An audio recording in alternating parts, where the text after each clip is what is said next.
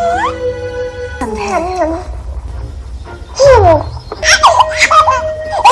Hi guys, आज मैं explain करने वाली हूँ मॉन्स्टर हंट फिल्म को। फिल्म के स्टार्टिंग में हमें बताया जाता है कि एक समय पहले इंसान और मॉन्स्टर साथ रहा करते थे मिलजुल कर, पर फिर इंसानों ने मॉन्स्टर पर अत्याचार करना शुरू कर दिया।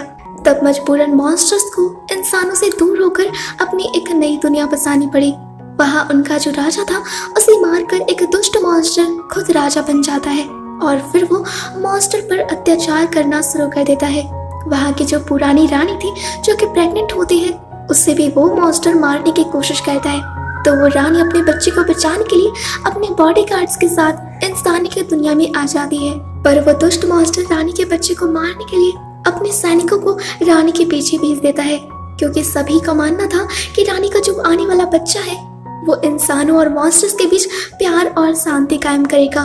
तो इसलिए वो मॉन्स्टर रानी के बच्चे को मारना चाहता था। इसके बाद हमें सॉन्ग नाम के एक लड़के को दिखाया जाता है जो कि अपनी दादी के साथ रहा करता था और इसके पूर्वज मॉन्स्टर हंटर थे, यानी कि जो मॉन्स्टर को मारते थे।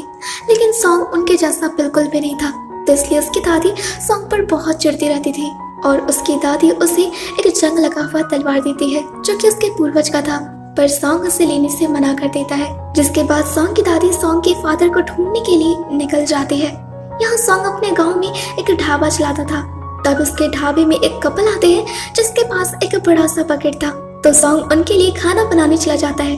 तभी उसके ढाबे में सू नाम की एक लड़की आती है जो कि मॉन्स्टर हंटर थी।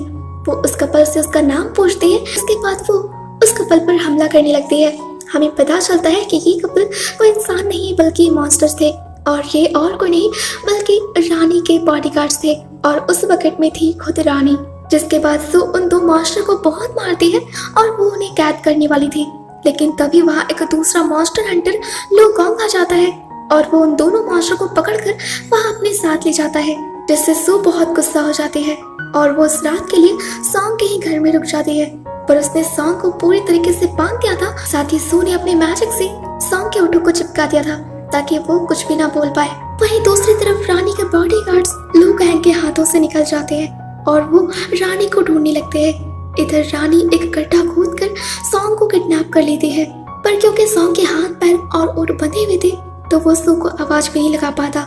यहाँ रानी सॉन्ग को एक पेड़ के पास बैठा देती है और वो सॉन्ग से कहती है कि उसका अंत अब करीब आ गया है, पर वो उसके बच्चे को बचा ले। इसके बाद क्वीन मॉन्स्टर अपने बच्चे को निकालती है और वो सॉन्ग के मुंह के जरिए अपने बच्चे को उसके पेट में डाल देती है, जिसके तुरंत बाद देखते ही देखते सॉन्ग का पेट बड़ा होने लगता है और वो प्रेग्नेंट हो जाता है। तभी वहाँ पर किंग के मॉन्स्टर सैनिक आ जाते हैं जो कि क्वीन को मारने की कोशिश करते हैं, पर तब तक वहाँ सू पहुँच चुकी थी और वो अपने मैजिकल डॉल से उन मॉन्स्टर से लड़ती है और मौका पाकर ही वो सॉन्ग को लेकर वहाँ से भाग निकलती है। घर पहुँचने पर सू जब सॉन्ग के बढ़े हुए पेट को देखती है तो वो बहुत हंसने लगती है। यहाँ उन दोनों को ये समझ नहीं आ रहा था कि एक लड़का प्रेग्नेंट कैसे हो सकता है। तब यहाँ ये दोनों डिसाइड करते हैं कि जब इस बच्चे का जन्म हो जाएगा तो ये दोनों इस बच्चे को बेच देंगे और उससे मिले पैसों को ये दोनों आपस में बांट लेंगे। जिसके बाद सॉन्ग और सू उस मॉन्स्टर बच्चे को बेचने के लिए एक सौदागर की तलाश में निकल जाते हैं। रास्ते में वो एक होटल में रुकते हैं क्योंकि उन्हें काफी समय हो चुका था सफर करते हुए। वहाँ होटल के अंदर हम क्वीन मॉन्स्टर के बॉडीगार्ड्स को देख पा रहे थे जो कि उस बच्चे की रक्षा करने के लिए सॉन्ग का पीछा कर रहे थे। अब रात में सू सॉन्ग को कमरे में ही छोड़कर बाहर खाना खाने निकलते हैं, जहाँ उसकी मुलाकात एक कपल से होती है जिसके पास एक बच्चा था जो कि बहुत ही शरारती था। इधर रूम के अंदर सॉन्ग जब सो रहा था तब क्वीन मॉन्स्टर के बॉडीगार्ड उसे बेहोश करके उसे किडनैप करने की कोशिश करते हैं ताकि वो बच्चे को सेफ रख सके। पर सही समय पर वहाँ सू पहुंच जाती है और वो उन मॉन्स्टर के माथे पर स्टिकर लगाकर उन्हें कंट्रोल में करके एक कपड़ में बंद कर देती है। तभी उसी समय सॉन्ग के पेट में काफी दर्द होने लगा था क्योंकि उसके डिलीवरी का टाइम हो चुका था। यहाँ सू को कुछ भी समझ नहीं आ रहा था कि वो सॉन्ग की डिलीवरी कैसे करवाएगी।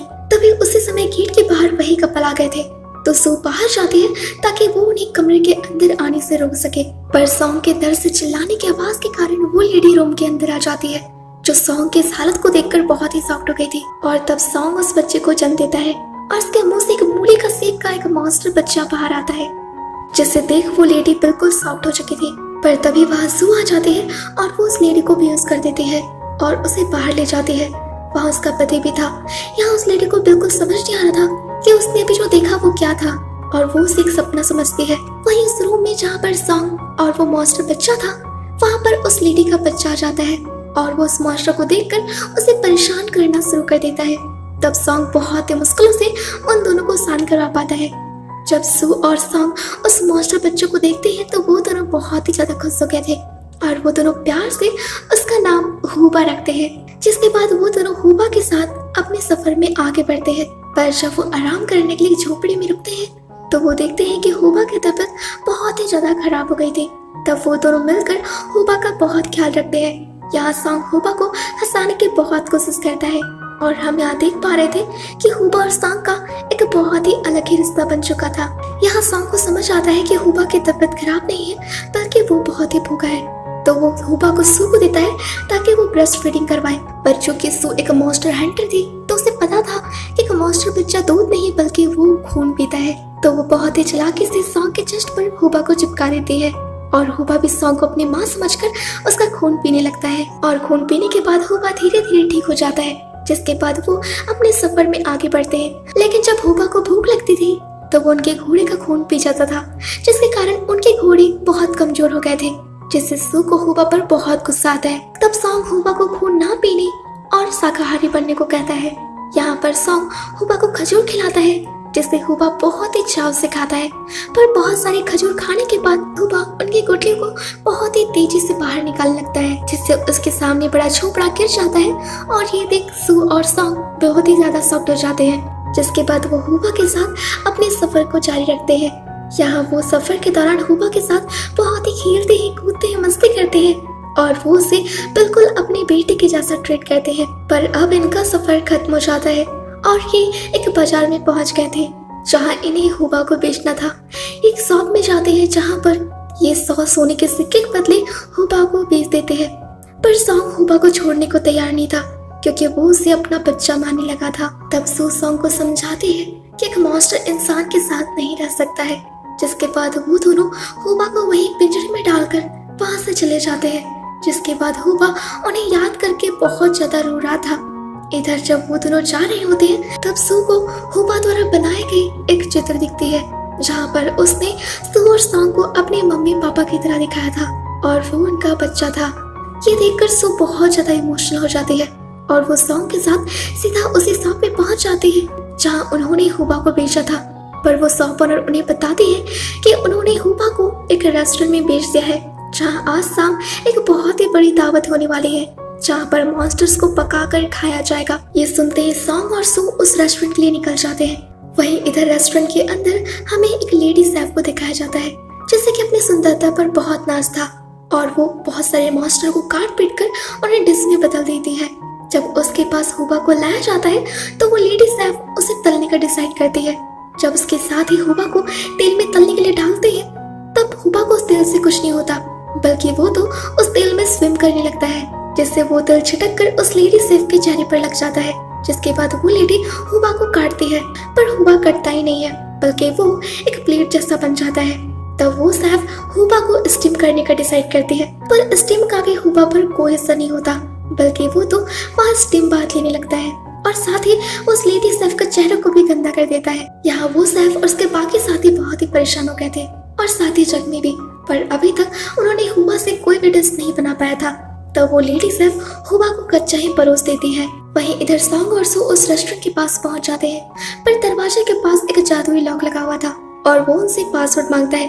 तब सू और सॉन्ग उस लॉक को इतना पीटते हैं कि वो लॉक चक्कर खा के खुद ही दरवाजा खोल देता है। अब जब ये दोनों रेस्टोरेंट के अंदर पहुंच जाते हैं और रसोई की तरफ जाते हैं तो एक बड़ा सा दानव उन दोनों पर हमला कर देता है जो कि रसोई का रखवाला था।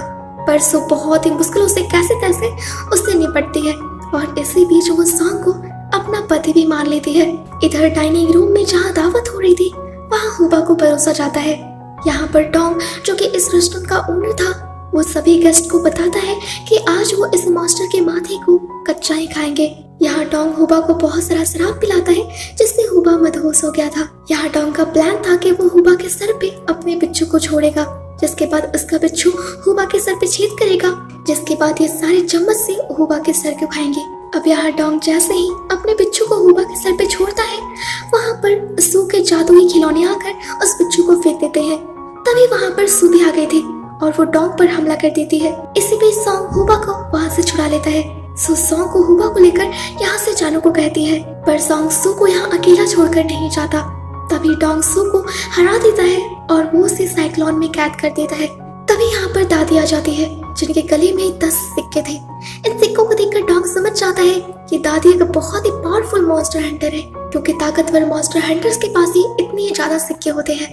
यहाँ पर दादी डोंग को अपने पति और अपनी बेटी के बारे में बताती है, जो कि बहुत ताकतवर तलवारबाज मॉन्स्टर हंटर थे। यहाँ दादी जैसे अपने जादू से डोंग पर हमला करने वाली थी, उनका जादू शुरू होने से पहले ही खत्म हो जाता है, जिससे डोंग समझ चुका था कि ये 10 सिक्के दादी के नहीं बल्कि उनके बेटे और पति के हैं। तो वो दादी को भी एक साइक्लोन में कैद कर देता है। तभी सॉन्ग हुबा के साथ खंबे के पीछे से बाहर निकलता है और वो डोंग को अपनी दादी और सू को छोड़ने को कहता है। और वो जैसे ही हुबा के मुंह से अपना हाथ हटाता है, हुबा बहुत ही तेजी से गुठलियों को बाहर फेंकने लगता है। वहाँ हुबा की स्पीड इतनी ज्यादा थी कि एक बार तो सॉन्ग भी उड़ने लग जाता है। हुबा के मुंह से निकल रही गुठलियों के कारण डोंग के फेस से एक एक करके उसके मांस निकलते जा रहे थे। और यहाँ भी पता चलता है कि डोंग को इंसान नहीं बल्कि वो भी एक मॉन्स्टर ही है, जो कि इंसान का रूप लेकर यहाँ इस रेस्टोरेंट में रह रहा था। यहाँ पर ये डोंग मॉन्स्टर सॉन्ग पर हमला करके उसे गिरा देता है। तब सॉन्ग की दादी उसके पास आती है और उसे जंग लगा हुआ वो तलवार देती है। सॉन्ग उस तलवार से डोंग पर हमला करता है, पर उस तलवार से डोंग को कुछ भी नहीं होता, बल्कि वो उल्टा उसी तलवार से सॉन्ग को मारता है, जिससे सॉन्ग बहुत ही बुरे तरीके से घायल हो जाता है और वो बेहोश हो जाता है। तब हुबा सॉन्ग के पास आता है और वो उस तलवार को निकालने की कोशिश करता है, जिससे उसके हाथ में भी चोट लग जाती है। पर वो फाइनली सॉन्ग के जस्ट से उस तलवार को निकाल ही देता है, जिसके तुरंत बाद ही सॉन्ग का घाव अचानक भर जाता है और वो जंग लगी तलवार भी एकदम नई सी हो जाती है। यहाँ सॉन्ग उठ खड़ा होता है और वो उस तलवार से डोंग पर हमला करता है और वो फाइनली उस मॉन्स्टर डोंग को मार गिराता है। तब दादी सॉन्ग के पास आती है और वो गर्व से सॉन्ग को एक सिक्का देती है, जिसका मतलब है कि सॉन्ग भी अब पहले दर्जा का एक मॉन्स्टर हंटर बन चुका है। इसके बाद हम हुबा को सॉन्ग के साथ देख पाते हैं, जहाँ सॉन्ग हुबा को मॉन्स्टर्स के पास छोड़ने आया था, जो कि उसकी सही जगह थी, क्योंकि कोई भी मॉन्स्टर एक मॉन्स्टर हंटर के पास नहीं रह सकता था। पर हुबा सॉन्ग को छोड़कर बिल्कुल जाना नहीं चाहता था। तब सॉन्ग ना चाहते हुए भी हुबा को भेजने के लिए उस पर बहुत गुस्सा करता है, जिससे हुबा रोने लगता है और वो सॉन्ग को छोड़कर वहां से चला जाता है और यहीं पर ये फिल्म खत्म हो जाती है। तो गाइस, मुझे उम्मीद है कि आपको इस फिल्म की एक्सप्लेनेशन पसंद आई होगी। आप सभी से रिक्वेस्ट है कि प्लीज मेरे चैनल को सब्सक्राइब कर लें, वीडियो पर लाइक और एक अच्छा सा कमेंट भी कर दें, ताकि मुझे आपके लिए ऐसी अच्छी मूवीज बनाने की मोटिवेशन मिल सके। तो मिलते हैं अगली फिल्म के एक्सप्लेनेशन में। तब तक के लिए बी सेफ, बी अलर्ट।